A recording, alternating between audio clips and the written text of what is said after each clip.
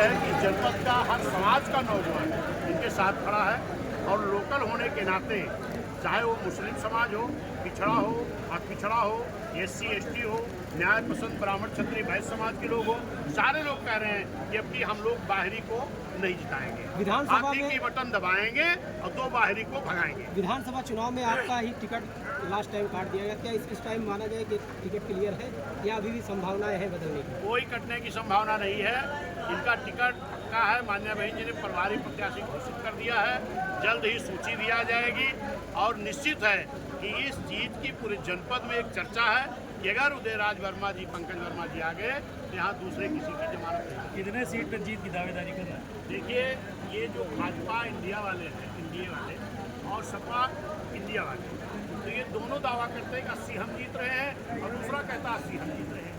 अगर दोनों 80-80 जीतेंगे उत्तर प्रदेश में तो हमें लगता है आयोग को, सरकार को सीटें बढ़ानी पड़ेगी। तो इस तरह का कोई गलत वादा मेरा नहीं रहता है।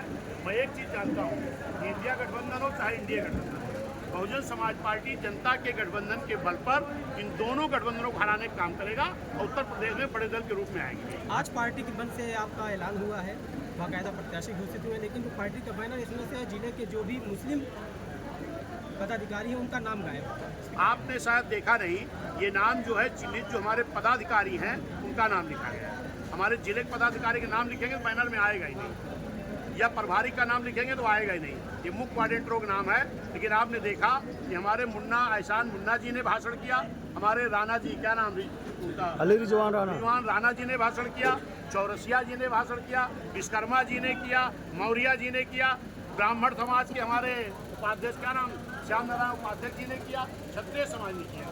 बहुजन समाज पार्टी रूपी नर्सरी जो है ये हर समाज के लोगों में लीडरान पैदा किया है और BSP ही इस देश में एक ऐसी पार्टी है जिसका नारा था कि जिसकी जितनी संख्या भारी उसकी उतनी हिस्सेदारी, भागीदारी। चुनौती किससे मानते हैं आप? किसी से कोई चुनौती नहीं है। जिस दिन पहली सूची बहुजन समाज की घोषित हुई थी उस दिन 7 मुस्लिम समाज के जब प्रत्याशी आ गए तो पूरे प्रदेश में चर्चा हो गई।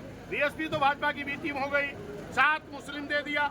अरे भाई, 80 लोकसभा है, जिस मुस्लिम समाज की आबादी 20% है तो उसका हिस्सा 15-16 सीट का बनता कि नहीं बनता है? तो अगर हमारा नारा है कि जिसकी इतनी संख्या भारी उसकी उतनी भागीदारी, तो किसी को दर्द क्यों होता है?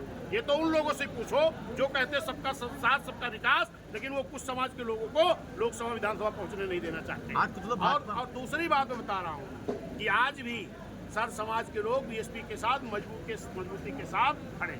आज तो चलो भाजपा में शामिल हुए हैं, भाजपा से इसमें शामिल हुए, भाजपा में क्या कहना चाहिए? हमारे तमाम समाज के लोग, ब्राह्मण समाज के, क्षत्रिय समाज के, पिछड़े समाज के लोगों ने भाजपा और सपा छोड़ करके बहुजन समाज पार्टी सदस्यता ग्रहण की है। निश्चित है कि इससे बहुजन समाज पार्टी अच्छी बढ़त बनेगी और जो भी साथी ज्वाइन किए हैं हमेशा उनके मान सम्मान में उनके साथ बहुजन समाज पार्टी। भाजपा का एक नारा है इस बार 400 पार, पे क्या कहना चाहते हैं? क्या भाजपा का एक नारा है 400 पार। अब उनका मुंह है, वो 400 पार नारा दे रहे हैं। उनका एक अभी मुख्यमंत्री नीतीश जी शामिल हुए, उन्होंने मंच पर ही कह दिया कि अब की बार मोदी सरकार 4000 पार। कहा था कि नहीं, गलत तो नहीं कह रहा हूँ, तो 4000 पार करें, 400 पार करें, इसको कौन रोक सकता है? लेकिन जनता ने मन बनाया है कि जिस तरीके से आपने तेल का दाम 4 गुना, गैस का दाम 4 गुना, गैस सिलेंडर पहले कितने में था? 400 रुपया कुछ, 400 कुछ, अब कितना? 1200 रुपया। तो जनता कह रही है अगर 4 गुना महंगाई लाए हो तो 4 गुना नीचे चुनाव की कर देंगे आप।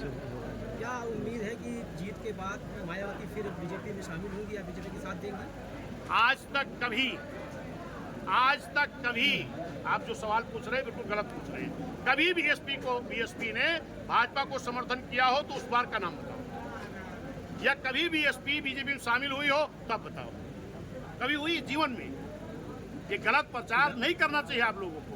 कभी भी बहुजन समाज पार्टी को BJP के लोगों ने समर्थन देके सरकार बनाई है और बहन जी ने अपनी नीतियों के आधार पर सरकार चलाई है। हाँ, लिया है, मैं बोल तो रहा हूँ, लेकिन आप कह रहे हो शामिल होंगी, देंगी, ये जीवन में नहीं किया है। BSP ने कभी समर्थन BJP को नहीं किया। समर्थन ले सकते? अरे कोई भी आदमी हमको बना रहा है कि आप समर्थन लो, अपनी नीति के साथ सरकार चलाओ, तो हम कहाँ भागेंगे भाई? बहन जी ही है ऐसी नेता जो भारतीय जनता पार्टी की सरकार एक वोट से प्रधानमंत्री की भी गिराने का काम किया है। आज लोग हमको बी टीम बताते हैं, उस समाजवादी वाले क्वेश्चन पूछो जिसके संस्थापक ने भरी पार्लियामेंट में कहा था कि एक बार मोदी जी को आना चाहिए। बहन जी ने तो भाजपा की सरकार प्रधानमंत्री तक गिरा चुकी है। माननीय बहन जी के साथ कोई भी समर्थन देगा तो हम अपनी सरकार बनाएंगे, अपनी नीतियों से चलाएंगे, ये समर्थन के हिसाब से नहीं। यही बहन जी ने पहले भी किया है। बहुत बहुत धन्यवाद, शुक्रिया। ऑलरेडी जनता ही मेरी पैरवी करके मुझे बहन जी के पास मैसेज जो है कि आप इनको प्रत्याशी बनाइए, हम लोग को चुनाव भेज रहे हैं। हमारी किसी चुनौती नहीं, रणनीति हमारी पूरी तैयार है। यहाँ एक तरफा चुनाव है, सारे लोग बाहर के, कोई किसी को जानता नहीं। ऊपर यहाँ सुल्तानपुर की जनता है वो ये कह रही है कि मैं अगर अपने चौराहे बैठ के फ़ोन करूँगा तो पंकज वर्मा यहाँ पहुँच सकते हैं। आधी रात में कोई प्रत्याशी पहले चौराहे का नाम पूछेगा। जितने भी प्रत्याशी यहाँ पे वो किसी के पूछ के ही जाएंगे, कहीं पर जाना होगा, लेकिन मैं कोई भी फ़ोन करेगा मैं पहुँच सकता हूँ। 2007 कटा क्या इस बार आप संशय में है कि एकदम क्लियर है कि टिकट आपको ही देखिए, अगर कहा जाए तो बहुत टिकट जो है बहुत सारी पार्टियां देती रहती, काटती रहती हैं, बहुत लोग लाइन में रहते हैं, सबको मिलता नहीं है, तो ये एक अलग मुद्दा है। हमेशा टिकट करता नहीं। बहन जी ने कहा इस बार टिकट नहीं कटेगा, इस बार मुझे चुनाव लड़ना है। उन्होंने आश्वासन और आशीर्वाद अपना पूरा भरपूर दे दिया है। बार बार टिकट नहीं कटता है। और रही बात कटने की, तो सभी पार्टी देखिए नामांकन के टाइम में टिकट बदल देती है। हो सकता है कभी कोई समीकरण रहा हो तो उस समय की बात है, लेकिन बहन जी जब टिकट काटा था तो मुझसे यही कहा था कि इससे बड़ा मौका देंगे, और आज उन्होंने अपनी बात पे खरी उतरी हैं। वैसे हमेशा बहन जी जब भी कोई कहती हैं तो अपनी बात पे खरा उतरती हैं। चुनावी मैदान में मुख्य प्रतिद्वंदी किसे मानते हैं आप? कोई है ही नहीं सामने जो लड़ाई में हो। केंद्रीय मंत्री है, केंद्रीय मंत्री हैं, लेकिन जनता कह रही है कि उन्होंने जो आदर्श गांव है उठा के देख रही तो कोई काम नहीं हुआ। आप लोकल प्रत्याशी हैं, सुल्तानपुर की जनता को संदेश देंगे? हाँ, सुल्तानपुर जनता से मैं अपील करना चाहता हूँ कि वो मेरा सहयोग करे, और मैं उनको बहुत बहुत धन्यवाद देना चाहता हूँ। मैं उनसे मैं कहना चाहता हूँ, उनको विश्वास दिलाना चाहता हूँ कि मैं उनके हर सुख दुख में, हर न्योता हकारी में, हर शादी ब्याह में, हर स्थिति में मैं उनकी खड़ा मिलूँगा। नेताजी 2007 के बाद इतनी लंबी जर्नी होने के बाद 15-16 साल बाद जीत को कैसे अपने खेमे में लाएंगे? अभी जैसे आपने कहा कि टिकट जो है मेरा कट गया, उस टाइम ही जो पूरी जनता मेरे साथ थी। पूरी जनता जो है सर्वे में सबसे अच्छी सीट मेरी, पूरे ज़िले में सबसे ज़्यादा वोट जीतने वाली सीट हमारी थी। तो जनता मेरे साथ है और सारी बातों का जवाब जनता देगी, कैसे चुनाव जीतना है। जनता मुझे चुनाव जिता रही है।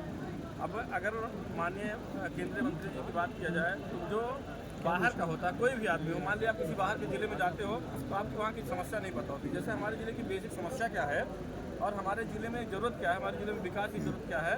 मानिए जो भी सांसद हमारे यहाँ बने हुए, जो बाहर के लोग आके सांसद बन के चले गए हैं, उन्होंने आज तक किसी सांसद ने, रिकॉर्ड देख लीजिए, किसी सांसद ने हमारे ज़िले की समस्या को कभी सदन में उठाया नहीं।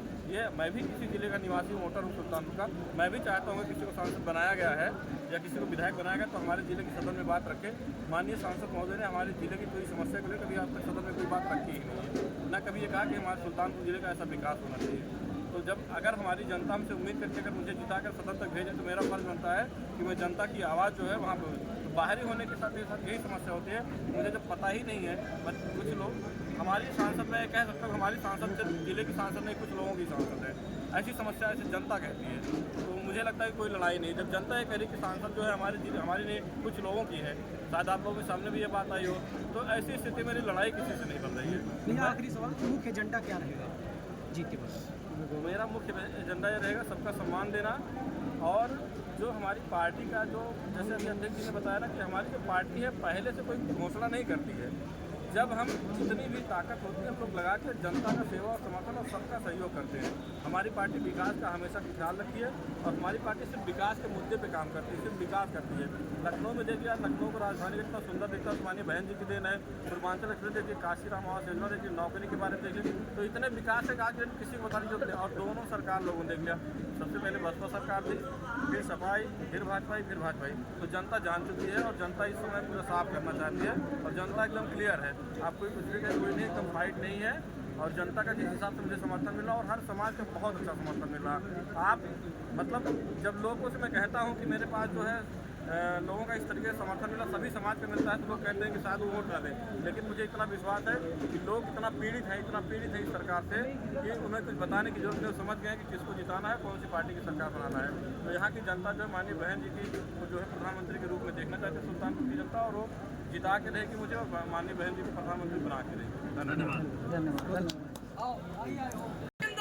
जिंदाबाद जिंदाबाद भैया, जिंदाबाद जिंदाबाद।